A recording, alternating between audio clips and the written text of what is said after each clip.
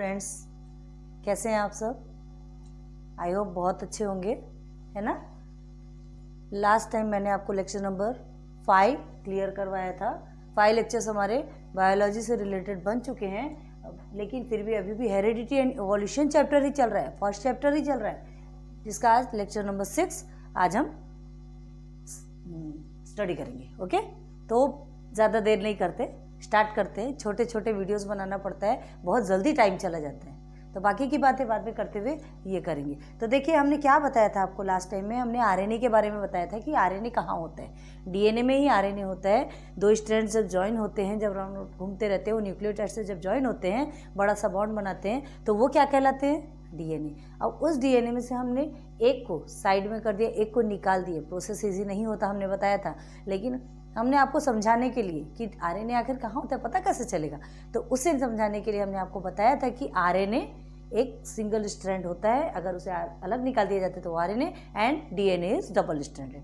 Clear हो गया। Organisms के बारे में बताया था, मैक्रो ऑर्गेनिजम्स, माइक्रो ऑर्गेनिजम्स। अब उसके बारे में हम ज़्यादा नहीं बताएंगे, वो आप लेक्चर 5 में जाके देख लीजिए। पिछले पूरे लेक्चर्स जा कर के आप देखिए, आपको सब बातें क्लियर हो जाएंगी, क्योंकि इसमें भी वही बातें बताएंगे, तो ये जो वीडियोस है हमको वहीं ख़त्म करना पड़ेगा। छोटे छोटे वीडियोस जो बना रहे, तो हम आगे की बातें करते हैं। क्लियर है। चलो, अब हम क्या करना है, देखिए ध्यान दीजिए। हाँ, पेरेंट्स प्रोजेनी आपने कैन यू रिकॉल में शायद सेकंड क्वेश्चन था, है ना।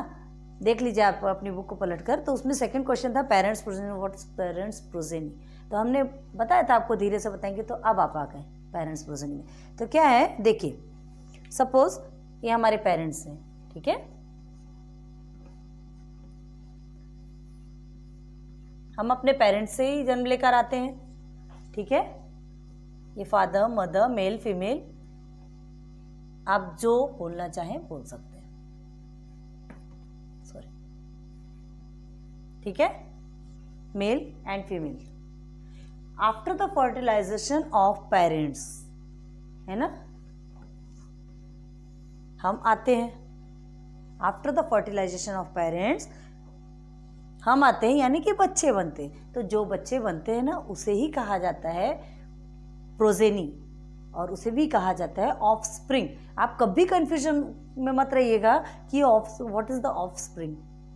जो बच्चे बनते हैं ना, उसे ही हम प्रोजेनी या ऑफस्प्रिंग कहते हैं। दोनों भी सेम है। क्लियर है, कंफ्यूज नहीं होंगे आप। ये चिल्ड्रन बन के आते हैं, ठीक है, male gamete and female gamete. तो क्या कहा था हमने आपसे कि मेल गैमेट और फीमेल गैमेट जब कंबाइंड होता है तो ही चिल्ड्रन बनते हैं, प्रोजेनी या ऑफस्प्रिंग जिसे हम कहते हैं। क्लियर हो गया आपको, है ना। बहुत ईजी है। तो अब क्या कहा जा रहा है, अब क्या होता है, जो पेरेंट्स होते हैं वो कुछ डिफरेंट होते हैं, उनके चिल्ड्रन जो होते हैं वो कुछ डिफरेंट होते हैं। देखिए, आप इस लाइफ में देख रहे हैं, बहुत सारे बच्चे रहते हैं, बहुत सारे पेरेंट्स रहते हैं। उन पेरेंट्स में देखिए, उनके हर बच्चों में कुछ ना कुछ क्या बहुत कुछ डिफरेंट होता है, ठीक है। और लेकिन इसके बाद भी उसमें कुछ सिमिलैरिटीज़ होती है ना। सिमिलैरिटीज़ कैसी सिमिलैरिटीज़ होती है?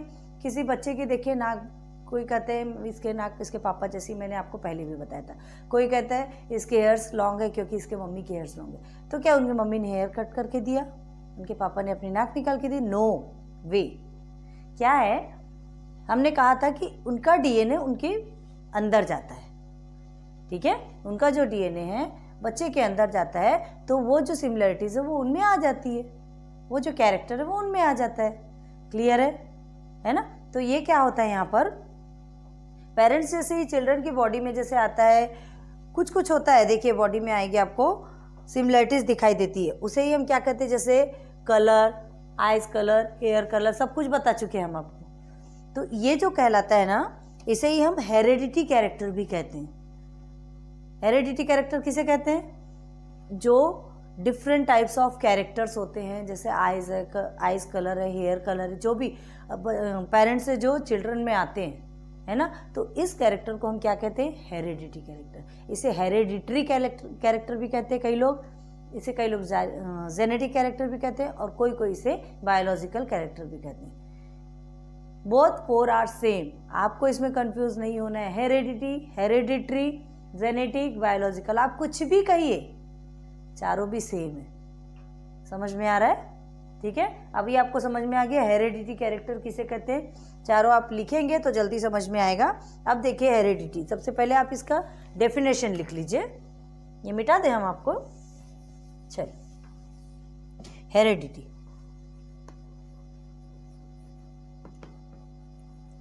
What is heredity? The transfer of genetic character, note down करते चलिए तो जल्दी समझ में आएगा। ठीक है, the transfer of genetic character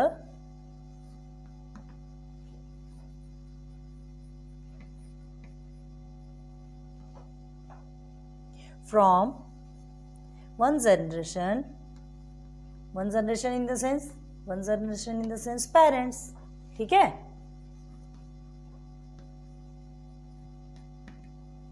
लिख दें या ब्रैकेट में, ठीक है, दैट इज पेरेंट्स, तो जल्दी क्लियर हो जाएगा। The transfer of genetic character from one generation to the other generation.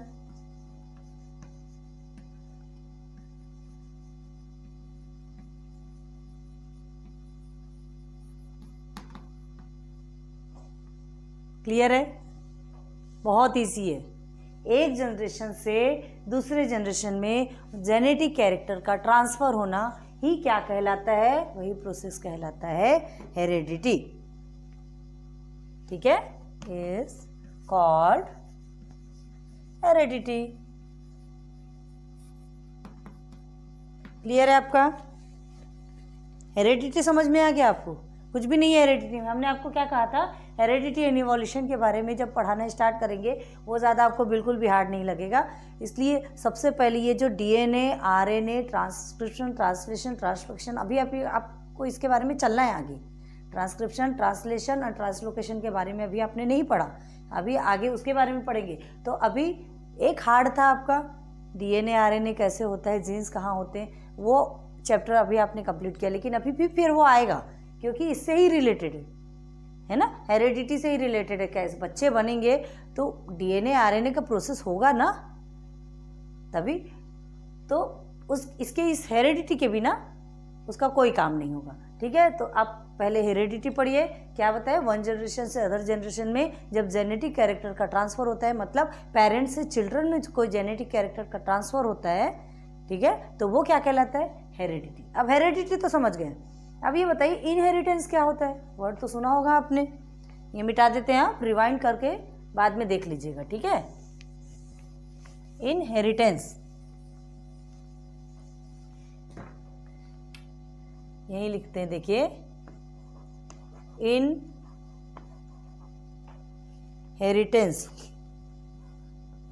RI पूरा मिटा दे क्या? अच्छे से लिखते, चलो, I, हाँ, हेरेडिटी आप समझ गए। वन जनरेशन से अदर जनरेशन में क्या? जेनेटिक कैरेक्टर का ट्रांसफर। अब ये इनहेरिटेंस क्या होता है? ये भी हेरेडिटी से रिलेटेड होता है। मतलब जो आप हेरेडिटी के बारे में जो भी पढ़ते हैं ना, जो स्टडी आप करते हैं, वो स्टडी कहलाती इनहेरिटेंस। इसमें ही आप हेरेडिटी के बारे में पढ़ते हैं। क्लियर हो गया है ना? It is the study of heredity. Heredity के बारे में जिसमें हम पढ़ते हैं वो इनहेरिटेंस कहलाता है। ठीक है, it is the study of heredity. Clear है? सिंपल वे में बता रहे हैं, कुछ भी नहीं है जिसमें हम हेरेडिटी के बारे में स्टडी करते हैं, है ना, उसे हम इनहेरिटेंस कहते हैं। और क्या है, ईच एंड एवरी आपको इजीली क्लियर हो गया होगा। ठीक है, ज़्यादा बड़े में नहीं आते। अभी हमने आपको पेरेंट्स प्रोजेनी के बारे में बताया, जिसमें जो चिल्ड्रन होते हैं, है ना, जो चिल्ड्रन में जो क्रोमोसोम्स होते हैं पेरेंट्स के जो होते हैं, वो चिल्ड्रन में जाते हैं, डीएनए जाते हैं, और जिसके कारण क्या होते हैं, वो बच्चे कुछ अलग दिखते हैं, है ना। कुछ ट्विंस भी पैदा होते हैं, लेकिन ये ध्यान रखिए कि कितने भी ट्विंस हो, कुछ भी हो, वो सिमिलैरिटीज उनमें दिख रही, लेकिन उनमें भी कुछ डिफरेंसेस होते हैं। ठीक है, सिमिलरिटीज़ होती है तो उनके डीएनए ज़्यादा क्वांटिटी में गए होंगे बच्चे में, सीधी सी बात, ठीक है। और हमने आपको क्या बताया था कि जो जीन्स होते हैं, हर जीन्स एक ही चीज़ को हर चीज़ को एक जीन्स कंट्रोल नहीं करता, मतलब हर जीन अलग अलग चीज़ों को कंट्रोल करके रखता है। कोई हेयर को कंट्रोल करता है, कोई आइज़ को कंट्रोल करता है, कोई बॉडी के कलर को कंट्रोल करते हैं, टाइप्स ऑफ थिंग्स। ओके, तो उम्मीद करती हूँ यहाँ तक बहुत अच्छे से समझ आ गया आपको, क्लियर है। क्या क्या पढ़े अभी हमने, है ना। हेरिडिटी के बारे में सबसे पहले हमने आपको पेरेंट्स प्रोजेनी के बारे में बताया, फिर पेरेंट्स प्रोजेनी में सिमिलरिटीज़ कैसे आती है वो बताया आपको, उनका डीएनए जाता है। फिर हेरिडिटी के बारे में बताया, हेरिडिटी क्या है, वन जनरेशन से अदर जनरेशन में क्या होता है, ट्रांसफ़र होता है, क्या, जेनेटिक कैरेक्टर। अब उसके बाद हेरिडिटी के बाद फिर हम आपको डेफिनेशंस भी दिया गया है, वो भी नोट डाउन करते चले। फिर हमने उसके बाद आपको बताया इनहेरिटेंस। इनहेरिटेंस क्या होता है, स्टडी ऑफ हेरिडिटी, जिसमें या तो एक प्रकार से समझिए एक बुक है जिसमें हम हेरिडिटी के बारे में पढ़ते हैं, स्टडी ऑफ हेरिडिटी। क्लियर है। वीडियो बहुत अच्छी लगी होगी, पॉज कर करके देखिए, आपको नहीं समझता थोड़ा धीरे धीरे करके आपको समझिएगा। यहाँ तक कि हमने आपको क्लियर करवा दिया।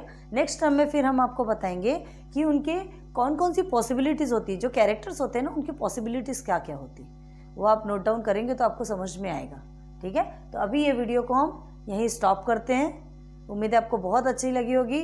मैं श्रुति अजय गुप्ता, सॉरी मैंने स्टार्टिंग में आपको वेलकम तो नहीं कर पाई, मुझे जल्दी से स्टार्ट करना रहता है, ठीक है। तो हेलो स्टडीज़ मेरा चैनल है, आप लाइक सब्सक्राइब कर दीजिए, ठीक है। और मेरे इंस्टाग्राम पे आप मैसेज भी कर दीजिए, कमेंट्स भी कर दीजिए, मुझे समझ में आएगा। अगर कोई कमी होती होगी तो फिर मैं आपको क्लियर करवा दूँगी। Okay, so thanks for watching my videos, thank you.